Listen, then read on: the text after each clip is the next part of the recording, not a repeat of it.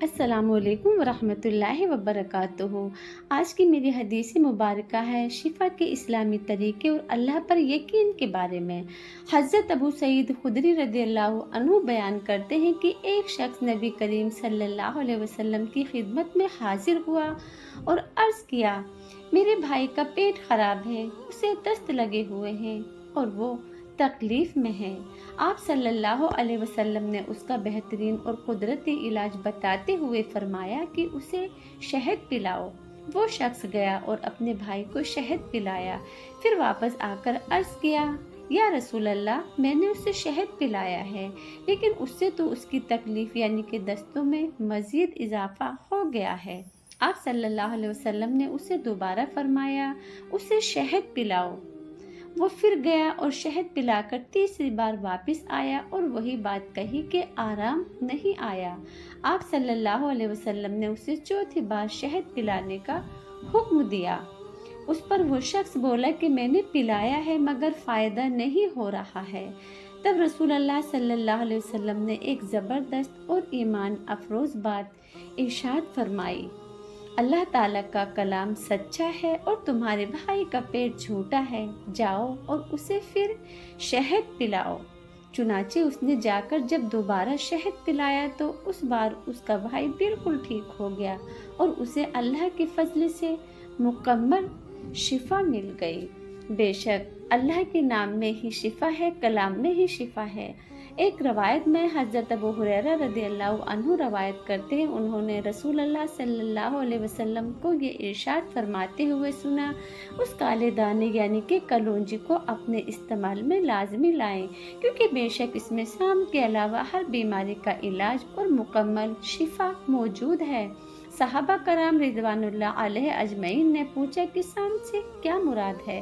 تو آپ صلی اللہ علیہ وسلم نے فرمایا، سام سے مراد موت ہے، یعنی کلونجی ایک ایسی حیرت انگیز اور بابرکت والی چیز ہے جس میں موت کے علاوہ دنیا کی ہر چھوٹی بڑی ظاہری اور باطنی بیماری کے لیے اللہ کی طرف سے شفا دی گئی ہے۔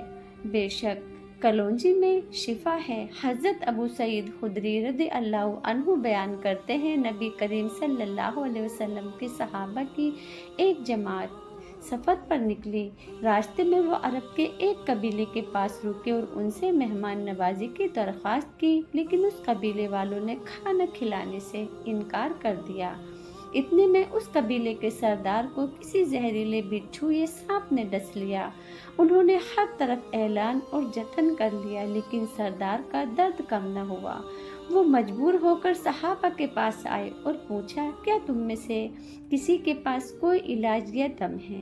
تو ہاں، آپ نے فرمایا، اللہ کی قسم میں دم کرنا جانتا ہوں، لیکن تم نے ہماری مہمان نوازی نہیں کی، اس لیے جب تک تم ہمارا کوئی معاوضہ مقرر نہیں کرو گے میں نہیں کروں گا۔ انہوں نے بکریوں کا ایک ریوڑ دینے کا وعدہ کیا اور صحابہ گئے اور سردار پر دم کیا، یعنی سورہ فاتحہ پڑھ کر دم کرنا اور اپنا لعاب تھوک یعنی کہ لگانا شروع کیا۔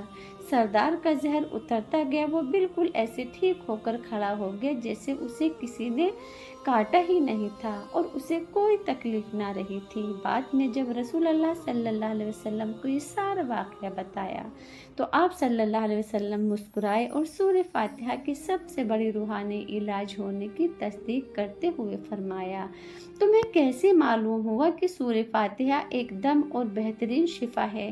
تم نے بالکل ٹھیک کیا، ان بکریوں کو آپس میں بانٹ لو اور اس میں میرا حصہ بھی رکھ لو۔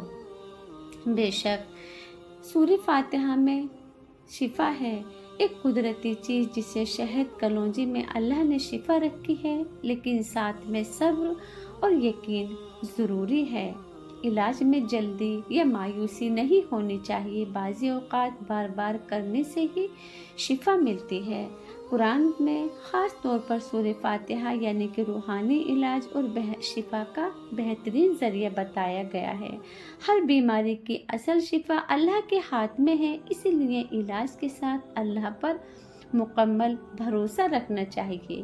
یہ حدیث ہمیں سکھاتی ہے کہ بیماری آئے تو صرف دو نہیں بلکہ دعا اور یقین بھی ضروری ہے۔